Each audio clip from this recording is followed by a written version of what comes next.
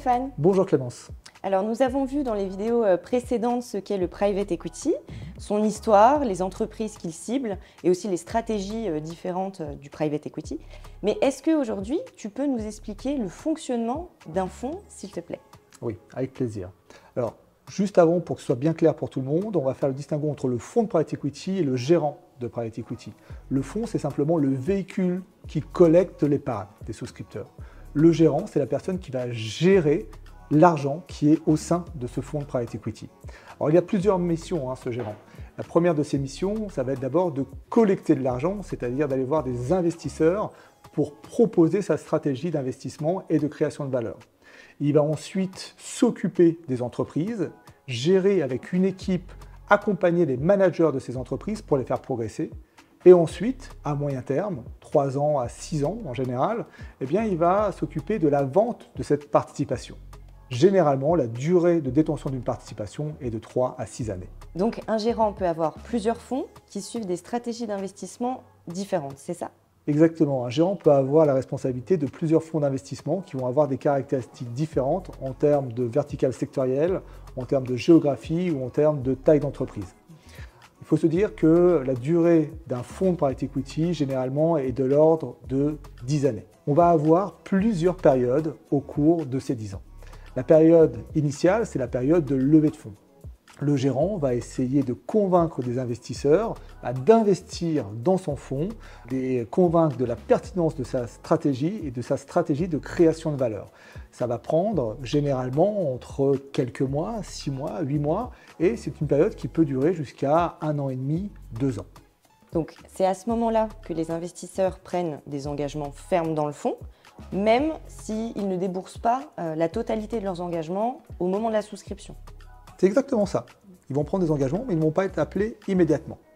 Pendant ce temps, une fois que les engagements sont arrivés, que les bulletins de souscription ont été signés, dans la même période, le gérant du fonds de private equity va commencer à chercher des entreprises dans lesquelles investir.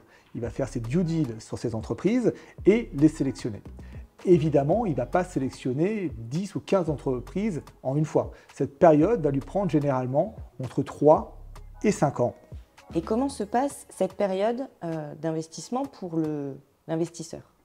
Alors, à chaque fois que le gérant va trouver une société dans laquelle investir, il va envoyer un courrier à ses investisseurs pour lui dire « écoutez, chère madame, cher monsieur, sur votre engagement de 100 000 €, je vais vous appeler 10 000 € qui correspondent au prorata de l'argent dont j'ai besoin pour investir dans cette participation. » Donc, les appels de fonds que les investisseurs reçoivent vont être assez irréguliers, assez erratiques, en fonction des opportunités d'investissement qui sont décelées par le gérant. Donc ça peut arriver à tout moment pour l'investisseur, à chaque fois qu'il y a une opportunité qui se présente, c'est ça? Oui, c'est exactement ça. À chaque fois que le gérant va trouver une opportunité d'investissement, il va appeler ses investisseurs, les souscripteurs au fonds, pour leur demander de faire face à l'appel de fonds. Donc le souscripteur va envoyer de l'argent dans le fonds d'investissement. C'est vrai que c'est assez erratique, mais aujourd'hui, certaines sociétés de gestion ont établi des plans d'appel de fonds très définis à raison de 1 à 2 fois par an sur des quantums fixes qui simplifient énormément la gestion de la trésorerie. Et ensuite, comment ça se passe? Ensuite, les gérants vont vraiment accompagner l'entreprise, l'équipe de direction. Ils vont prendre l'actif en main au niveau stratégique, au niveau opérationnel, au niveau financier pour faire progresser toute leur participation et créer un maximum de valeur avec l'équipe de management. Et quelle est la dernière étape de cet investissement? Alors, la dernière étape de l'équipe d'investissement, des gérants, va être évidemment la cession de leur participation. Puisque le fonds a une durée de vie de 10 ans, les participations sont détenues entre 3 et 6 ans. À un moment donné, lorsque l'objectif de création de valeur est atteint, le gérant va vendre ses participations. Donc il va essayer de trouver la meilleure sortie, une sortie qui corresponde à l'équipe de management, évidemment, et qui corresponde au fonds d'investissement. Donc des sorties qui correspondent aux ambitions et aux objectifs de l'équipe de management et du fonds d'investissement.